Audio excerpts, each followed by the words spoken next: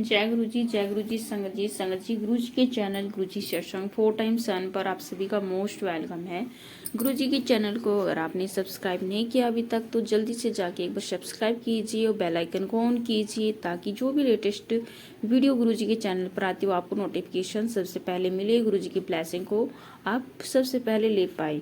मेरी गुरु जी से के चरणों में यही अरदास है, गुरु जी अपनी सारी संगत को इसी तरह आशीर्वाद देते रहिए, ब्लेसिंग अपनी देते रहिए और हर संगत हर बच्चे का ध्यान रखते रहिए। उनके जीवन में जो भी कष्ट परेशानी चल रही है या आने वाली है उन सबको आप अपने आशीर्वाद से कटवाइएगा। जो भी हमारे बुरे कर्म है वो सब आप अपने आशीर्वाद से हमसे कटवाइएगा मेरे गुरु पा। और संगत जी गुरु जी की जो सत्संग हम सुनते हैं, आपके मन में जो भी भाव विचार चल रहे हैं, जो भी आपके मन में डाउट है वो जरूर आप कमेंट सेक्शन में जरूर कीजिए। और गुरु जी का मंत्र जाप, गुरु जी का शुक्राना करना तो बिल्कुल भी मत भूलिएगा, क्योंकि जितना शुक्राना हम गुरु जी का करते हैं, चाहे वो हम बोल के करें या अपने मन में, या सबसे जो मेन है कि गुरु जी का शुक्राना हमें गुरु जी के चरणों में गुरु जी का ध्यान करते हुए करना चाहिए। और कमेंट सेक्शन में भी गुरु जी का शुक्राना आप कर सकते हैं, क्योंकि वहाँ पर एक या दो नहीं, ना जाने कितनी संगत आपके शुक्राने को वहाँ पर रीड करती है, पढ़ती है। तो इस तरह से गुरु जी का शुक्राना करने के बहुत सारे अलग अलग रास्ते हैं, आप जो भी ठीक लगे आप उसको जरूर कीजिएगा। हम गुरु जी के पावन ग्रंथ दिव्य आभा से गुरु जी का सत्संग शुरू करते हैं, पाठ करते हैं। जो पुरानी गुरु जी के टाइम की जो संगत है उनके ब्लेस संगत की सत्संग है। यहाँ पर आंटी जी कहती हैं गुरु जी के मंत्र जाप से हम गुरु जी का जो शुक्राना पाठ है, शुक्राना सत्संग है वो शुरू करेंगे। संगत जी आशा है आप सभी मेरे साथ गुरु जी का मंत्र जाप कीजिएगा। ओम नमः शिवाय शिवजी सदा साई, ओम नमः शिवाय गुरुजी सदा साई, ओम नमः शिवाय शिवजी सदा साई, ओम नमः शिवाय गुरुजी सदा साई। जय गुरुजी, शुक्राना गुरुजी। संगत जी आंटी कहती है कि मेरे परिवार में गुरुजी के पहले दर्शन से अब तक बहुत कुछ हो चुका था। उससे पहले मेरे जीवन में बहुत अशांति थी। मेरे पिता अचेतन अवस्था में 1.5 महीने से अस्पताल में थे। स्वयं डॉक्टर होने के कारण मुझे जो समस्या उत्पन्न हो सकती थी उसका आभास पहले ही था, अतः मैं कभी उनके पास से उठने का साहस नहीं जुटा पाती थी। एक दिन मैं इतनी निराश और निरुत्साहित हो गई कि जीवन से और जूझने की शक्ति मानो गवा बैठी। सब कुछ उलट पुलट लग रहा था। आर्थिक स्थिति डावाडोल थी। पिता को प्रति मिनट जीवित रखने की जो चेष्टा वो अधिक कठिन लग रही थी। मेरी बहन भाई भी सब प्रयास कर रहे थे, कोई भी प्रयत्न सफल नहीं हो रहा था। मैं पूरी तरह से निराश हो गई थी। आंसू रोके हुए मैं सोच रही थी कि प्रभु क्यों नहीं आकर मेरे परिवार और हम सबकी सहायता करते। मैंने उनमें सदा हृदय से विश्वास और प्रेम किया था, फिर क्यों नहीं हमारी पुकार सुनते। मेरे लिए किसी ऐसे व्यक्ति से मिलना नितांत आवश्यक था जो मेरे बिना कुछ कहे मेरे सभी दुख समझ सके और जो हमें अपने आश्रय में ले। एक रात की बात है संगत जी, मैं सो नहीं पा रही थी। 3 बजे के आसपास मेरे भाई शिव ने अचानक कमरे में प्रवेश किया और हमें कुछ प्रसाद दिया। शिव ने कहा कि गुरुजी के यहाँ गया था, वहाँ पर कुछ सुने हुए चमत्कारों का वर्णन किया। उसके बाद मुझे गहरी नींद आ गई। अगले दिन मेरे पति और मैंने गुरुजी के दर्शन करने का निश्चय किया। तब भी मुझे ये नहीं पता था कि जब तक वह स्वयं नियत नहीं करे उनके दर्शन नहीं हो सकते। मेरी कल्पना में हम किसी वृक्ष के नीचे बैठे हुए लंबी दाढ़ी वाले बाबा से मिलेंगे, पर उनसे मिलकर मुझे अति आश्चर्य हुआ। एक ऐसे तीव्र दिव्य ज्योति वाले महानुभाव थे जो छोटे बालक की भांति मुस्कुराते थे। उनकी आंखें आपको भेद देने की क्षमता रखती थी। वह आपको अंदर तक छू जाते थे। उनसे मिलकर मैं भाव विभोर हो गई। उनकी सुगंध इतनी तेज थी मानो उनके सब और गुलाब का अर्क बिखरा हुआ हो। उन्होंने हमें अपने समीप बिठाया, सुरक्षित होने का आभास दिया। किसी अज्ञात कारण से उसी समय मेरा पूरा मानसिक तनाव समाप्त हो गया। उन्होंने यह सांत्वना दी कि वह सब ठीक हो जाएगा। मैं अपने जुड़वा पुत्रों को, जो उस समय 4 साल के थे, गुरुजी के पास ले गई। रास्ते में मैंने उन्हें समझाया कि वहाँ पर गुरुजी को प्रणाम करना है, किंतु मेरे बड़े बेटे दक्ष ने भोलेपन से उत्तर दिया कि वह केवल शिवजी के चरण स्पर्श करेगा। जब मैंने आगे बढ़कर गुरुजी के चरण स्पर्श किए, ध्रुव ने मेरा साथ दिया, पर दक्ष अपने साथ स्थान पर खड़ा रहा।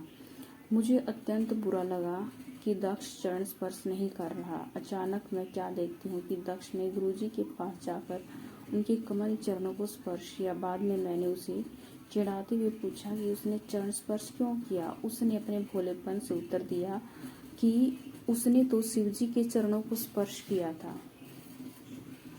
उसके बाद परिस्थितियां सुधरने लगी। गुरुजी के आशीष से मेरे पिता के उपचार के लिए सहायता हर दिशा से आई। मेरे पति को भी अपना मनपसंद कार्य मिल गया। गुरुजी ने बोला संगत जी कि तुम्हारे बच्चों को कुछ भी नहीं होगा।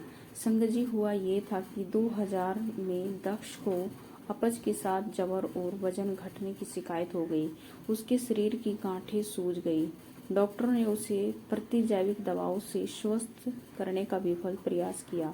एक सोमवार को हम उसे सर गंगाराम हॉस्पिटल के विशेषज्ञ से प्रशिक्षण करवाने ले गए। वो भयभीत भी दक्ष के सब लक्षण कर्कट रोग के थे। चिकित्सक के कक्ष की ओर जाते हुए मैं गुरुजी के चित्र को अपने से झपड़े हुए थी। चलते हुए मैं गुरुजी से प्रार्थना और आग्रह कर रही थी।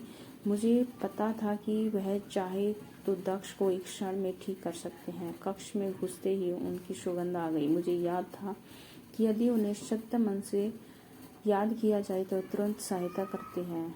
वह गुलाब के पुष्पों की महक उनके वहां होने का संदेह है। डॉक्टर ने दक्ष का परीक्षण कर निराशाजनक रूप से मुझे देखा। उनके अनुसार प्लीहा और यकृत दोनों बहुत बड़े हुए थे, जो असाध्यता की ओर संकेत दे रहे थे। डॉक्टरों ने मुझसे वह अंग स्पर्श करवाए जिससे मुझे उनकी क्षति का ज्ञान हो सके। उन्होंने तत्काल प्राथमिक चित्रण की सलाह दी जिससे रोग के विस्तार का अनुमान लग सके। मेरी आंखों में आंसू भर गए। मैं उत्सुकता से गुरुजी से इस कठिनाई से निकालने के लिए प्रार्थना कर रही थी। मैंने उनके इतने चमत्कारों के बारे में सुना था। विश्वास था कि वे मेरे बेटे को पुनः स्वस्थ कर सकते हैं। प्रयोगशाला पर 40 मिनट की यात्रा से हमारे साथ रही गुरुजी की सुगंध आती रही। गुरुजी की कृपा से प्रशिक्षण में कुछ नहीं निकला। यकृत और प्लीहा दोनों सामान्य थे। लक्षण बदल चुके थे। गुरुजी ने हमारी प्रार्थना स्वीकार कर मेरे पुत्र को नया जीवन प्रदान किया था। जय गुरुजी, शुक्राना गुरुजी। शाम को जब हम संगत जी गुरुजी के पास पहुंचे तो प्रवेश करते ही मैं उनको उस दिन के घटनाक्रम के बारे में बताने का विचार कर रही थी। उसी समय गुरुजी ने नटखट मुस्कुराहट से स्वयं ही पूछ लिया, क्या रोग निकला। मैं भावविह्वल हो गई। उनके पहले ही उस दिन की सब घटनाओं का ज्ञान था और फिर भी उन्होंने हमारी उत्सुकता को शांत करने का अवसर दिया था।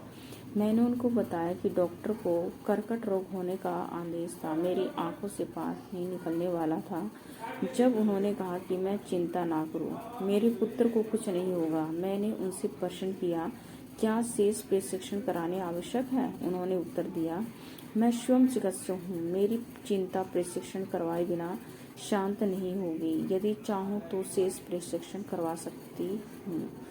मेरे तांत्रिक मन के किसी कोने में छिपी हुई जिज्ञासा को शांत करने के लिए मैंने सब प्रशिक्षण करवाए। सब सामान्य आए। तो ऐसे हैं संगत जी हमारी गुरुजी, जो बिना किसी परेशानी के अपने संगत के, अपने बच्चों के सबके दुख दर्द परेशानी चिंता खत्म करते हैं। बीमारियों को पलक झपकते ठीक करते हैं। लेकिन बोलते हैं कि जो हमारे बुरे कर्म होते हैं संगत जी, वो 10% तो हमें दुख काटने ही पड़ते हैं, 90% गुरुजी अपने ऊपर लेते हैं। तो हमें गुरुजी का हर पल शुक्राना करना चाहिए, हर पल उन्हें मंत्र जाप करना चाहिए। अपना काम करते करते सुबह शाम टाइम लगे तो 5 से 10 मिनट हमें जरूर गुरुजी का ध्यान लगा के बैठना चाहिए। संगत जी, अपनी वाणी को यहीं विराम देना चाहूँगी और कल फिर हम गुरुजी के ब्लेस संगत का सत्संग लेके आएंगे। आशा आप सभी गुरुजी के इस पावन सत्संग को ध्यान से सुनेगा, गुरुजी से 1 to 1 कनेक्शन बनाते हुए सुनेगा। और सत्संग अगर अच्छा लगे आपको थोड़ा सा भी तो ज़रूर अपनी संगत परिवार के साथ शेयर कीजिएगा। कमेंट सेक्शन में जय गुरुजी, शुक्राना गुरुजी, ओम नमः शिवाय, शिवजी सदा साय, ये सब गुरुजी के पावन मंत्र जाप गुरुजी का शुक्राना करना मत भूलिए। जय गुरुजी, शुक्राना गुरुजी, ओम नमः शिवाय, शिवजी सदा साय, ओम नमः शिवाय, गुरुजी सदा साय, ओम नमः शिवाय, शिवजी सदा साई, ओम नमः शिवाय, गुरुजी सदा साई। जय गुरुजी, शुक्राना गुरुजी। संगत जी डिस्क्रिप्शन बॉक्स में सत्संग शेयर से रिलेटेड आपको जानकारी मिल जाएगी। गुरुजी का व्हाट्सएप ग्रुप का लिंक आपको मिलेगा, आप जरूर वहां पर ज्वाइन कीजिए और अपना शुक्राना सत्संग गुरुजी के चरणों में भेज सकते हैं। आपका मोस्ट वेलकम है। जय गुरुजी, शुक्राना गुरुजी।